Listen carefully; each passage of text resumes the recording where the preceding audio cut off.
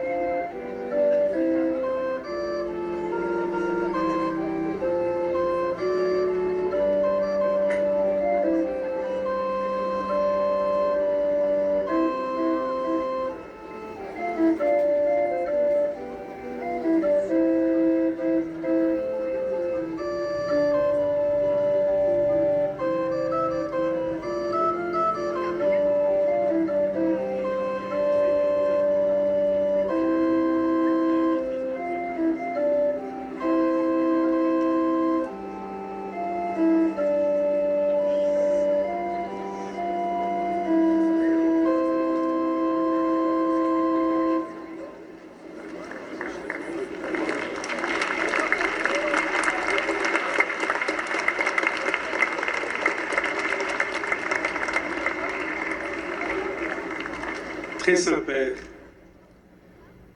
du rocher où nous étions encore il y a quelques instants, nous voici désormais dans le vallon des Gaumates, tant aimé des chrétiens de Monaco. Il est un lieu de mémoire et de prière. Mémoire de la jeune dévote qui, à l'aube du IVe siècle, a témoigné sur la terre de Corse de sa fidélité au Christ jusqu'à l'offrande de sa vie. Mémoire du jour où la Providence a permis que son corps atteigne nos rivages dans ce lieu même. Mémoire de la vénération soutenue du peuple monégasque et de ses princes qui ont souhaité mettre leur famille, leur pays et notre diocèse sous sa protection. Lieu de mémoire, mais aussi et surtout lieu de prière, au cœur d'un quartier où chaque année se déroulent de grands événements culturels et sportifs que vous pouvez deviner, l'église sainte dévote se tient telle une oasis spirituelle. Église paroissiale, elle ouvre aussi largement ses portes aux nombreux fidèles ou visiteurs de passage qui aiment s'y recueillir dans le silence et la paix. Et chaque année, à l'occasion de la fête de notre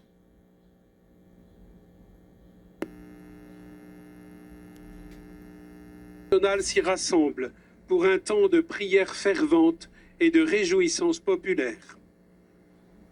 Dans ce lieu, rayonnant du témoignage de la jeune sainte dévote, et où depuis quelques années est également mis à l'opportun de rassembler les gens.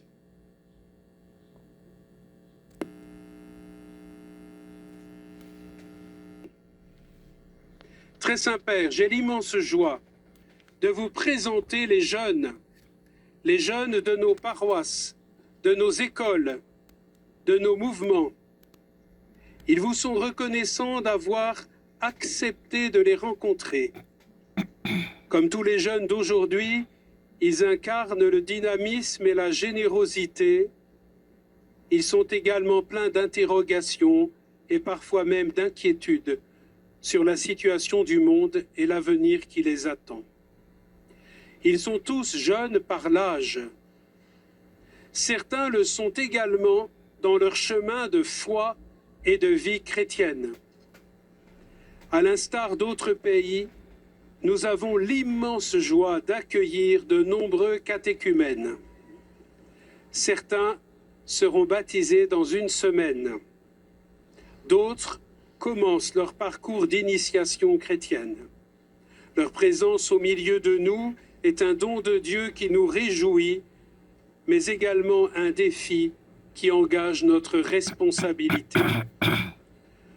Au nom des catéchumènes, au nom de tous les jeunes de Monaco, je vous remercie, très Saint-Père, de ce temps de témoignage, d'écoute et de prière que vous avez accepté de partager avec eux.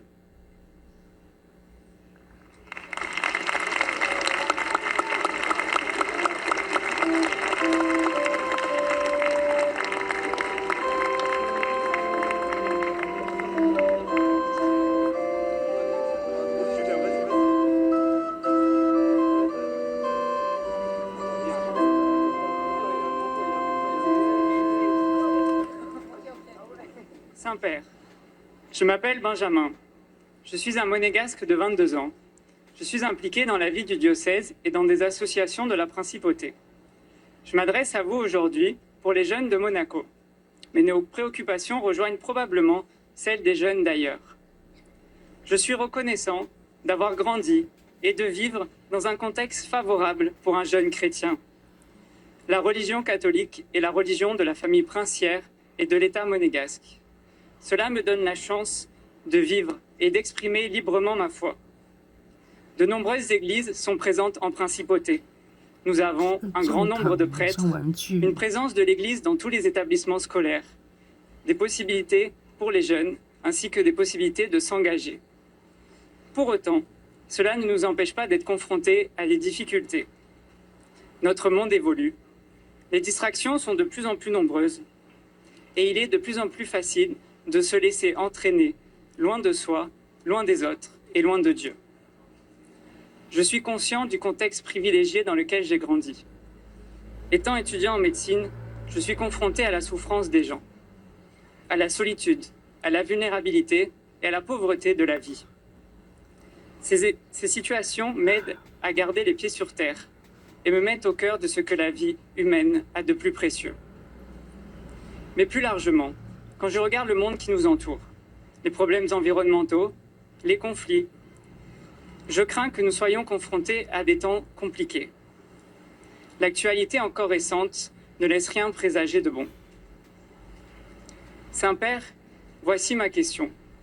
Quand nous regardons l'avenir, quels seraient vos conseils pour garder cette confiance et cette espérance qui sont au cœur de la foi chrétienne? Merci Saint-Père.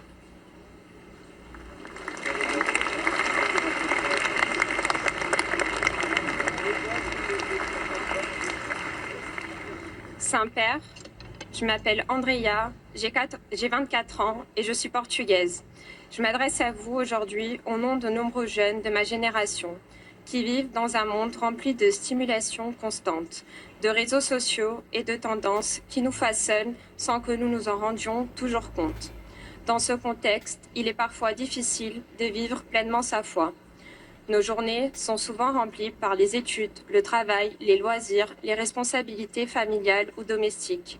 Et il arrive que notre vie religieuse devienne une habitude, quelque chose que l'on fait par réflexe plutôt que par conviction profonde. Dans ces moments, nous pouvons sentir un vide intérieur, comme si notre amitié avec le Christ faiblissait.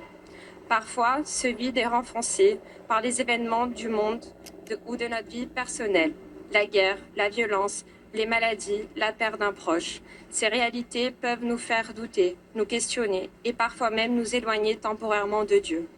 Pourtant, nous essayons d'avoir une foi vivante, cohérente et présente dans tous les aspects de notre vie, pour qu'elle nous aide à avancer avec courage et espérance, même dans nos fragilités et nos incertitudes. Saint-Père, ma question est la suivante. Comment, dans ce monde qui nous submerge parfois et face aux moments de doute et de vide intérieur, pouvons-nous faire en sorte que notre foi demeure solide et vivante, qu'elle transforme réellement notre quotidien et qu'elle nous aide à vivre une relation sincère et profonde avec le Christ? Merci, Saint-Père.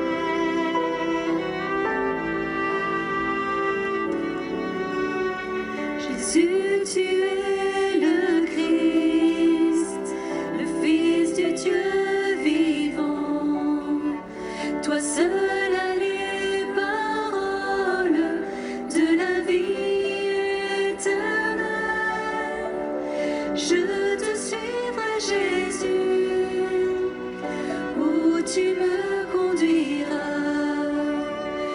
Toi seul est le chemin, la vérité et la vie.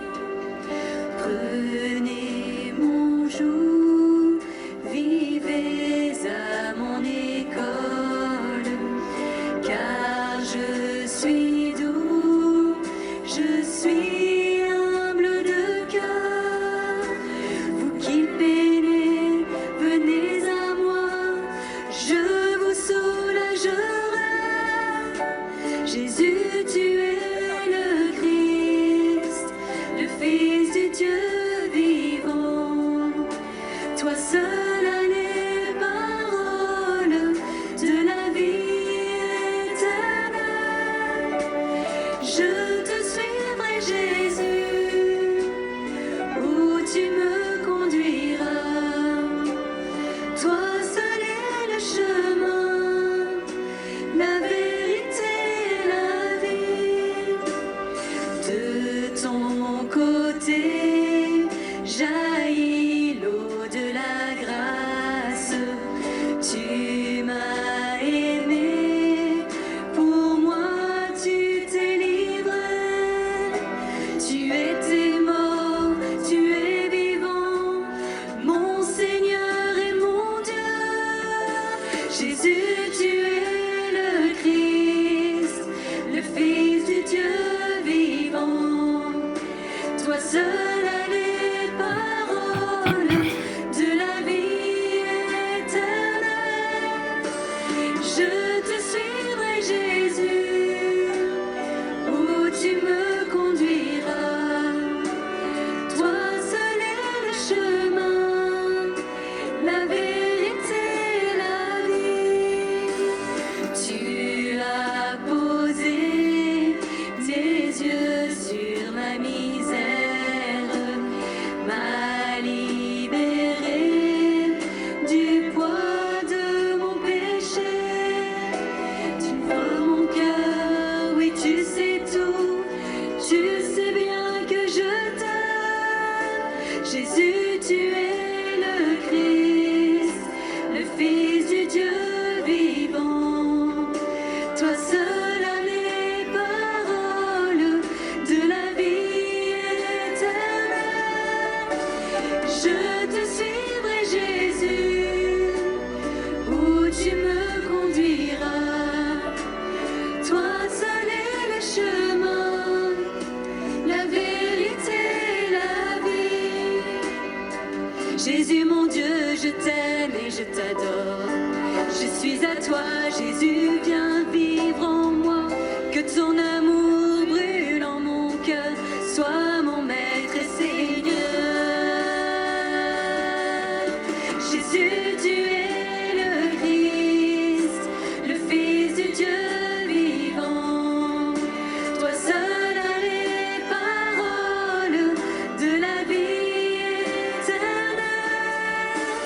Je te suivrai, Jésus, où tu me conduiras. Toi seul est le chemin, la vérité et la vie.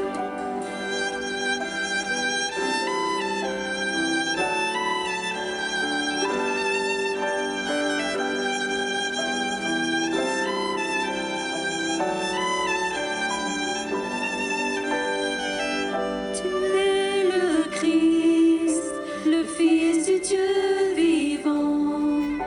Toi seul as les paroles de la vie éternelle. Je te suivrai, Jésus, où tu me conduiras.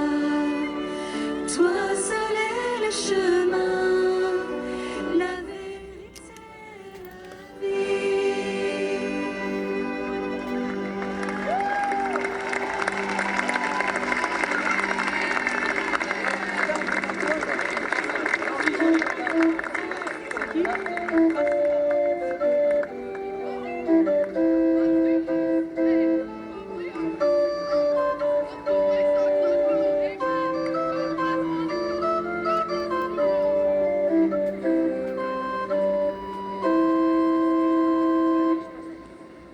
Très Saint-Père, je m'appelle Ethan, j'ai 25 ans, et cela fait depuis 5 ans que le Seigneur m'a appelé à le suivre par le chemin du baptême. Un appel radical dans ses demandes, mais aussi empli d'amour et de tendresse. Il m'a appelé lorsque je traversais une période difficile de ma vie. D'origine non-croyant, je percevais que quelque chose me manquait. Une chose cruciale n'était pas présente. Ce que le monde me présentait, l'accumulation de richesses, la recherche des plaisirs, la recherche du pouvoir, sonnait sans consistance et sans fondement véritable. Sans repère, je suis entré dans une sorte de léthargie où plus rien n'avait réellement de sens. C'est dans cet égarement et sans espérance que le Christ est venu me rencontrer. Il est venu avec une demande simple que tout chrétien, et même peut-être toute personne a déjà entendue. Viens et suis-moi. Quelle plus belle demande que celle-ci. De la même façon, en cette période de carême, des dizaines de milliers de mes frères et sœurs catéchumènes à travers le monde ont pris la décision de suivre le Christ dans sa crucifixion et sa résurrection. Tous unis dans un même esprit et une même volonté de suivre notre Seigneur, ils ont répondu à l'appel du baptême. Très Saint-Père, je vous le demande au nom de tous mes frères et sœurs catéchumènes. À une semaine de la vigile pascale, comment nous préparer spirituellement à recevoir l'amour éternel de Dieu par le Saint-Esprit lors du sacrement du baptême? Aussi, comment après celui-ci, témoigner quotidiennement de cet amour qui a changé nos vies? Merci Saint-Père.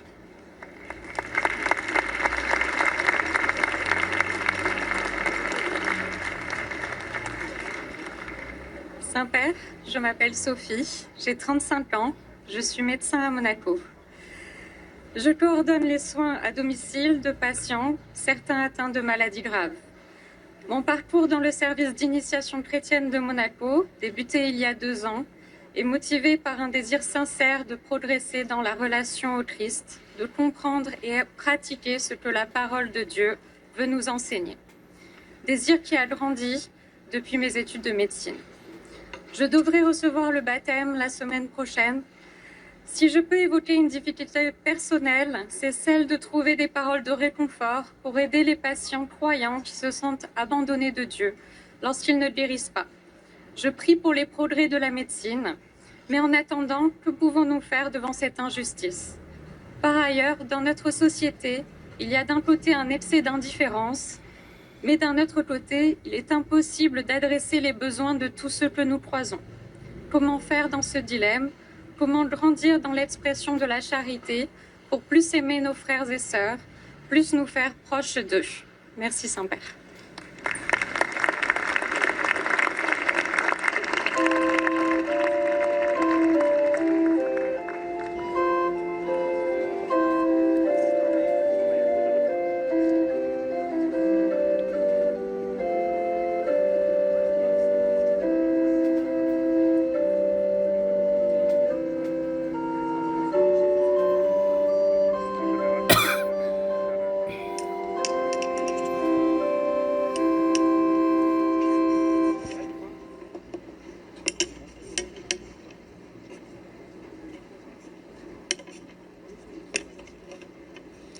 Chers frères et sœurs, très chers jeunes, chers amis, bonjour.